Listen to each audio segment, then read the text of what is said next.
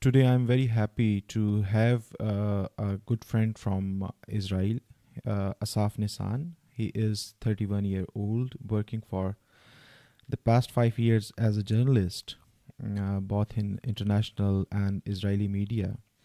And now, currently, he is working as a freelancer journalist with one of Israel's popular TV, ILTV, and Israel News Daily. So, welcome, Asal Nissan. Thank you. Thank you for being with me. Thank you for having me. It's my pleasure. It's my pleasure. Asal, how are you? And how is the climate around you? Well, I'm doing good. Climate around me right now, it's pretty interesting. Weather-wise, as you can see, it's finally autumn here in Israel, so it's a little rainy and all. But if you look at, let's say, more the political climate here, you see it's about to erupt with budget talks and everything going on between the borders and in Israel with the coalition fighting for yet another day of survival. So I would have to say it's overall pretty interesting. That's wonderful. That's wonderful. Let's begin with some unusual questions. My podcast is not a formal podcast, so it's a friendly chit chat. So, let me know how you chose to be a journalist. It's tricky business, you know. It's hardworking, less paying, low profiling, hectic business. Sometimes you have to work 24/7. Sometimes you have to work 365 days a year. No vacations. A lot of tensions. How you choose to become a journalist, by the way? I actually chose it in an interesting way. For me and my family, specifically my family, my uncle is one of the creators of the IBA. He was one of the founders of the IBA, the Israeli Broadcasting Association, which actually became later on into the official public network here in Israel. So he was there he was there in the beginning, and for me, it's always been my family. Now, growing up in Israel, you're always interested in politics. You're always interested in everything that's going on. It's very around you, even if you don't think of using it at first and having it as a very vivid part of your life. You always have it with the operations happening and the tensions with Gaza. You have it with the elections. I mean, having 4 elections in the past 2 years hasn't been easy. Always, of course, with the tensions with the Palestinians, U.S. relations.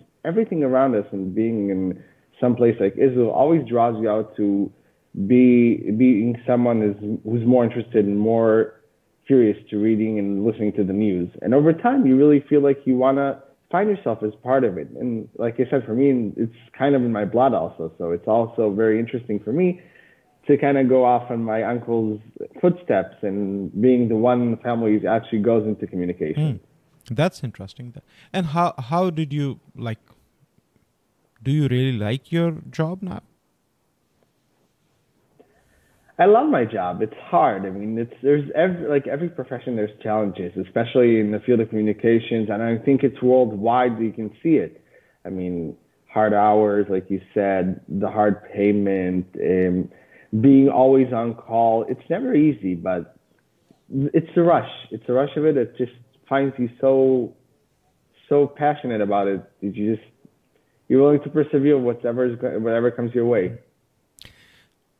How challenging is your job for you? Well, it is very challenging. I mean, finding the stories, knowing how to report on them, which angle do I want to take. Sometimes in work, you find yourself doing different projects. I mean, for example, I'm doing some types of projects more on the production side for different clients. Sometimes for ILTV, I do some of the back office, more of the research and finding the experts about it. Sometimes, of course, being in the front as a journalist also puts you in a position of learning everything, knowing who to talk to. Like every profession has its challenges, and of course, being in a field like this in Israel, it's even more rough because we're seeing such a rise in media attention and people pretty much becoming their own journalists without any limitations anymore, without any formal training, then the market becomes overflood, even more than the usual spots. So that is very challenging. But the advantage is just finding yourself in your position, in your edge, and pretty much going forward with whatever you can find that brings a better side of you. And I really pretty much found my own niche. And hopefully it'll lead me to the places I hope to get to. That's right. So, like, as we know, I'm a resident of Pakistan, and Pakistan has faced security situation for last 40 years, almost last 20 years. We were having a passive kind of war inside our country and an active war in our neighborhood. And same goes with you, but for last 70 years. Israel is a small country with a very small population, but very high security challenges. And of course, when there are security challenges, those are not to security forces, but on the front line journalists, they used to face the security challenges on everyday basis. How difficult that are for you? So being in the front has always been rough, and being an Israeli citizen has always been rough, especially if you see what's going on in the world for us. I mean, no matter where we go, we're always somehow in front and center in the entire situation. Going to London, going to New York, Los Angeles, doesn't matter where, a lot of the times you'll see Israel still being in the top of the news, which is funny because we're talking about a country of like 8 million people. And yet we're so high ranked in so many things. It's unbelievable. But seeing it as a challenge, yeah, it is, especially since you have a lot of media that does turn against you. I mean, we've seen a lot of times journalists pretty much expressing their opinions only one-sided towards Israel. I mean, I think it was Stephen Colbert, or I forgot which one of the late night shows that actually just bashed us for literally protecting ourselves. In the last operation Israel had in May, Israel is protecting itself pretty much from missiles coming from Gaza, and this time towards Jerusalem. And yet we're the ones to blame. We're the ones who are taking the heat for no apparent reason, which is just funny. And of course, the bigger operations and the wars we had, Israel a lot of times came on the bottom because we didn't know how to come forward with those challenges, especially with media challenges coming forward against us, calling us butchers, liars, killers, child abusers. Everything pretty much can be thrown against us, as bad as it could be. I mean, we're taking it with a grain of salt. We're taking it with a stride, pretty much dealing and bringing back reactions on a more logical sense, on a more field sense. When we have the Israelis abroad and Jews are coming to support us, especially in our time of need. As journalists, of course, we come to face with a lot of voices, Palestinian voices, voices from the Arab world, Western voices that blame us, and we still find a way to pretty much show our face in the best as possible. And it's an ongoing challenge, and of course, it never ends. In a profession of journalism, you have the actual news, right? The news before censorship, the news before. Exactly. Barriers, the news before modification. So how does it feel when you have a news and the situation is not right? When if you break the news, it can bring more anger in the situation. So what do you do at that time? Do you go with the professional needs and break the news? Or you hold it with you for a little time for national cause? How you treat it? I think it depends on the sensitivity of the report. If, for example, there's something that we know on the one hand could cause some potential damage, but we do know that at the end of the day, it does serve the best for us, for our country, for ourselves, I think in the end of the day, I would find myself a lot of times going with the professional opinion of going forward with it. But yet again, we are talking about specific situations. If, for example, I know of a very sensitive topic, let's say, for example, in Israel, there's a whole issue with it. For example, with the bereaved soldiers. If we have a soldier that fell and the family doesn't know yet, there is a law actually against for the media not to go forward with any reports with any official knowledge until the family's been notified. So in those situations, of course, I would have to wait. But if we're talking about something on a more geopolitical scale and more global important scale for Israel, yeah, I see. I would probably go for it. I would probably publish the story as is. Again, it might deal with the strife, but as long as it doesn't put a potential harm to the people I love and to the country I am in and it's part of me, I don't see it as an issue that much. That's right. That's right. Asal, what is freedom of speech and freedom of press means? What does it mean for you? Freedom of speech and the freedom of press. Now that's a very interesting question here because we're seeing this in Israel as always a very sensitive line. I'm not just talking about around the world. Israel especially has been dealing with this issue ever since day one. I mean, where do you stop it? I mean, for example, I did during my university years. I did a paper exactly on freedom of speech, and one of them was the limitations of religious freedom of speech. When you have, for example, someone like Raed Salah, the head of the northern movement of the Islamic Jihad in Israel, the Islamic Jihad movement here in Israel, and he, for example, has been treading on that line for many years until he officially crossed it when he called to publicly kill people in Israel. So that, of course, is a great example. But for me, seeing the situation here in Israel, especially with the different opinions, freedom of speech is a very fluid thing, and it's hard to be exact on it because there is a freedom of speech for people to protest. For example, during the lockdowns in the coronavirus in Israel, people couldn't go out, people couldn't do a lot of stuff. But protesting, people could actually do on a weekly basis. And not talking just a daily basis, a weekly basis. For example, when Netanyahu was still in power, a lot of people that were against him used to go every Saturday night to Jerusalem to protest him, and the police couldn't do anything.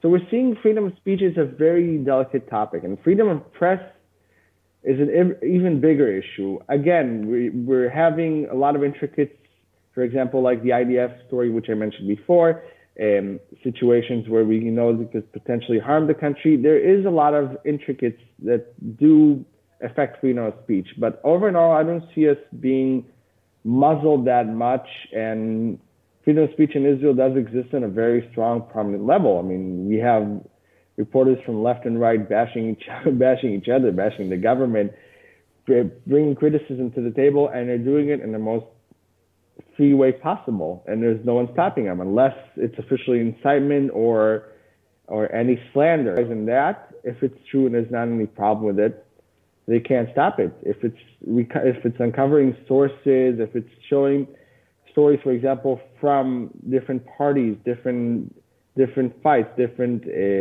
disagreements, we have the freedom to show them. We don't have to worry about the fact that the government will come back at us for doing something like that. So I would say freedom of press in Israel exists and in a pretty broad way, and I see it myself as a journalist. It allows me to express my opinions pretty freely. And freedom of speech, we're seeing it exist in Israel. And of course, I'm a big believer in freedom of speech, but I also believe at some points you really have to think what's better in the sense of maybe public health towards freedom of speech. But that's just me, of course. That's right. So, how are your relations with I'm sure as a journalist you have a network of connections, sources, collaborators, associates, and you must be as an international journalist you must be working with journalists from different nationalities. How are your how do you see your connections or your association with the Pakistani journalists? Do you have some, or you want to build a network? I would love to build a network because for me, I see the Pakistani people as also another outlet here to the world that would be really interesting to hear. A new voice that the Israelis are not that familiar with. And I don't think a lot of the Western world is pretty much familiar with the Pakistani voice. And it would be great to break free from those that are the few who are known. For example, those who work in the Western media, but they did create such a Western pattern to their opinions that you're not hearing the real Pakistani people anymore. You just hear their opinions, and they're pretty much a very few views. In my opinion, the Pakistani people have a lot to show us, and I would be honored to have such a network with me in the future. That's right. And how you see this ongoing process of Abrahamic Accord, peace treaties between Israel and the Arab countries, and we are hearing that there is an expansion of the treaties on the way. How do you see and how you gauge the impact of these treaties? First of all, it's in my personal opinion, it's been way overdue to the fact that it's about time that Israel finally has more normal relations with the Arab world, especially with the more moderate countries. And seeing the expansion is just a good thing in my personal opinion. Of course, we're still waiting to see which countries will come next. Again, there's a bit of a rumor, and this is something that I also talked about on ILTV, so I don't have a problem to disclose it also, that the U.S. has been in talks with Saudi Arabia, maybe to continue the normalization that MBS potentially wanted to start during the Trump administration. Now, if that would happen, that would create, in my opinion, a major shift in the world, because seeing the place that holds the birthplace of the Islam coming together with normalizing relations with Israel would be an amazing impact. And hopefully, just to continue that, hoping to open more doors, seeing more of the world, finally stop being the small, narrow-minded Israel that is afraid of its Arab neighbors and opening up to them. I mean, we have the peace treaty with Jordan, the peace treaty with Egypt, but it's not the same as we're seeing these days with the UAE, with Bahrain, with Morocco. Those countries, we're really seeing development in those relationships. And in my opinion, this is something that hopefully will expand to more and more countries. And Asal, whenever there is a diplomatic effort to bring two countries on a table or for normalization, it's a usual practice that you cannot go straight into diplomacy, direct, visible measures, and there is a second tier, third tier of diplomacy, backdoor diplomacy, people-to-people contact, exchange programs. It's a norm, and it makes ways very easy. So you see the potential of first. Let me phrase my question in parts. First, do you see the potential of normalization between Israel and Pakistan? One. Second, how you suggest as a journalist that journalist community can play a role in this normalization process? And third, how you see as a journalist the value of people-to-people contact or exchange programs in this process? So first of all, I see the potential relationship between Israel and Pakistan as an important thing, as a potentially optional thing also. Again, I would phrase myself, because there is one question on the table that I didn't think about yet, and I do have to ask. I mean, what would be the issue with how would India would accept it? Because we are seeing strong relations between Israel and India these days, and of course, I would believe that if the Indians see that Pakistan doesn't want normalization, does want to lower the level of flames pretty much going on between the countries right now, it might be even a great idea. How to promote it as journalists, of course, it would be like a lot of countries and a lot of opinions. I think we need more exposure to the country. And once the people understand the exposure to the country and they see more and understand there is more to the eye than what they know, they'll open up their eyes to way more options, and of course they'll want to see more. They want to come, and that'll open up the intrigue of people coming and finally working and promoting the process of peace within the countries and the potential relationship.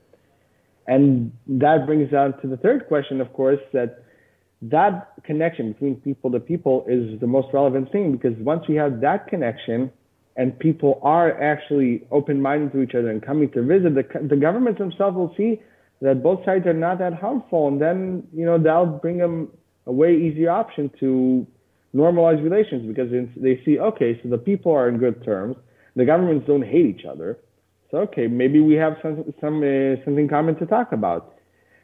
Again, for example, one specific example that would be interesting to take out in this instance is Iran, because underground, a lot of Iranians are not against Israel. They're pretty much pro on renewing the relations. They're listening to Israeli music, watching Israeli shows, talking about Iran. That's all great. But the problem is the regime, for example, is the one that's against us. But this is not the case with Pakistan, which makes it way easier for us to normalize relations. So hopefully that would pretty much lead to a new era in Israel and Pakistan relations. And where there is a thought about India, and when you compare India and Pakistan, it is geopolitics, and it was there for years and years. Now see in Azerbaijan, Turkey, Israel, we were standing with Azerbaijan, and UAE, which just got into normalization with Israel, was standing with Armenia, and somehow KSA too. So we have a very deep relations with UAE, but in Azerbaijan, we were almost opponent. So it's a tricky business, but I guess every country has its own merits to deal with another country, and and as long as it doesn't affect each other's relations, for example, speaking of the UAE and Azerbaijan, you're right. I don't see this is going to be any problem. And see how we are in good relations with China and America on the same time. So there are things which are possible, and I'm an optimist person for the normalization of Israel and Pakistan, and I always advocate for that, and I always talk this in Pakistan, that we should not only recognize Israel, but we should have good ties with Israel. If we have the differences, if we have difference of opinion on issues, that's better to recognize them, and that's better to have diplomatic ties with them, and then it will help us to talk with them on issues, and that's only way to move forward and settle the issues.